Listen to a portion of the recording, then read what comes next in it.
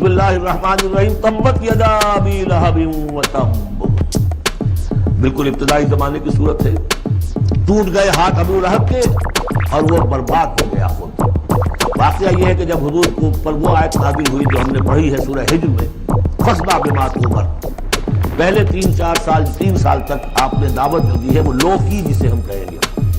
کبھی بھی آپ کی دعوت انڈر گراؤنڈ نہیں تھی، اس کو تو سمجھ لیجیے، یہ تو لفظ استعمال کرنا ہی غلط ہے. لو کی، اور لو کی میں کیا تھا؟ پرسنل تعلق، پی پی کالز، لوگوں سے جن سے بھی تعلقات تھے، انفرادی گفتگو میں آپ کی دعوت پیش کر رہے تھے. پھر حکم آ گیا فصبع بما تؤمر، اب ڈنکے کی چوٹ چلیے. تو آپ کھڑے ہوئے کوہ صفا پر، آپ نے نعرہ لگایا وا صباحا، یہ وہاں کا دستور تھا. تفصیل سے میں یہ بیان کر چکا ہوں، سارا واقعہ بیان نہیں کر سکتا. تو اس وقت لوگ لپک کر آئے اور ابو لہب بھی آیا آپ کا چچا. جب حضور نے وہاں اپنی دعوت پیش کی تو اس نے کہا تبت لک لہذا جمعتنا، ہم سمجھے تھے کہ بڑی اہم بات ہم نے بتانی ہوگی تو ہمیں بلایا ہے، ہم پہنچ گئے ہیں اور تم نے ہمیں اس کام کے لیے جمع کیا تھا، تو تمہارے ہاتھ ٹوٹ جائیں. معاذ اللہ معاذ اللہ، نقل کو حقوق نباشا.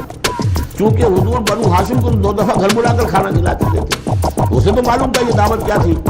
لیکن یہ جو طریقہ آپ نے اختیار کیا تھا وہ تھا جیسا کہ وہاں پر عام الارم کے طور پر ہوتا تھا کہ کوئی فوج کی خبر آئے تو فوج حملہ آور ہونے والی ہے، تو جس شخص کے پاس بھی وہ خبر پہنچ جاتی تھی وہ کپڑے اتار کے معذرات برہنہ ہو کر کسی اونچے مقام پر کھڑا ہو کر نعرہ مارتا تھا وا صباحا، آئے وہ صبح جو آنے والی ہے، غارت گری والی صبح.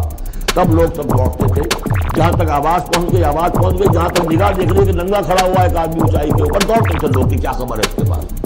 حضور معاذ اللہ ننگے ہونے کا کوئی سوال نہیں تھا، لیکن آپ نے آدھی بات ان کی اختیار کر لی جس کے اندر کوئی قباحت نہیں ہے کہ آپ کھڑے ہوئے اور آپ نے وا صباحا کا نعرہ لگایا.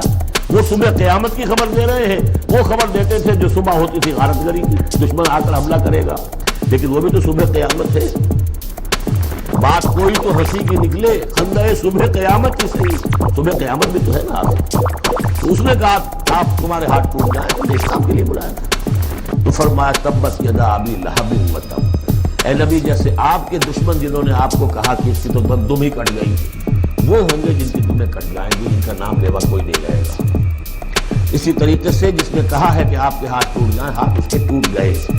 یہ تو چند سال کے بعد کی بات ہے، لیکن حقیقت میں عالم غیب میں تو اس کے ہاتھ کٹ چکے ہیں، وقت پر وہ برباد ہو چکا ہے. ما اغنی عنہ مالہ وما کسب، کچھ کام نہیں آئے گی اس کے، نہ اس کا یہ مال اور نہ وہ کمائی جو اس نے کی ہے ساری عمر اور جمع کیا ہے. سیصلی نارا ذات لہب، وہ جھونکا جائے گا آگ میں جو بھڑکتی ہوئی آگ میں.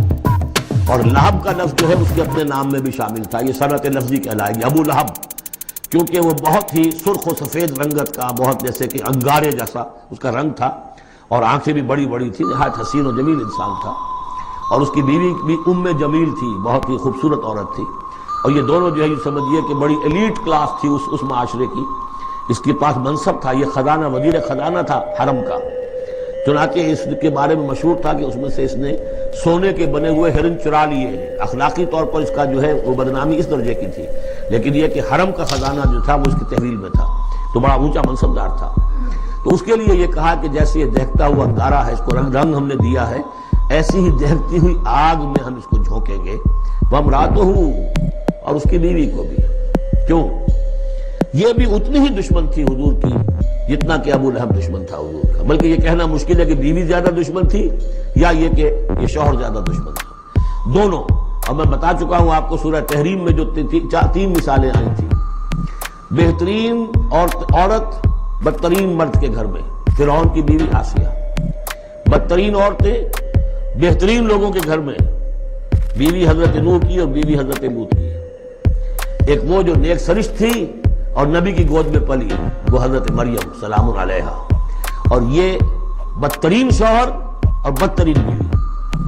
وامرأتہ حمالۃ الحطب، جو اٹھانے والی ہوگی ایندھن کو.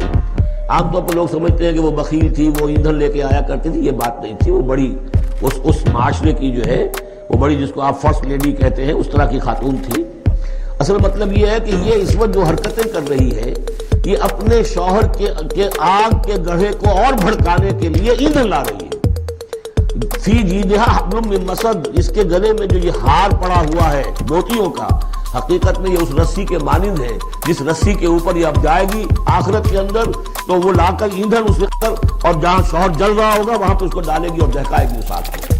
یہ ہے مراد اس سے در حقیقت وہ اٹھائے گی وہاں حطب لکڑیاں اور فی جیدہا حبل من مسد، اس کے گلے کے اندر یہ جو ہار ہے یہی اس کی رسی بن جائے گا.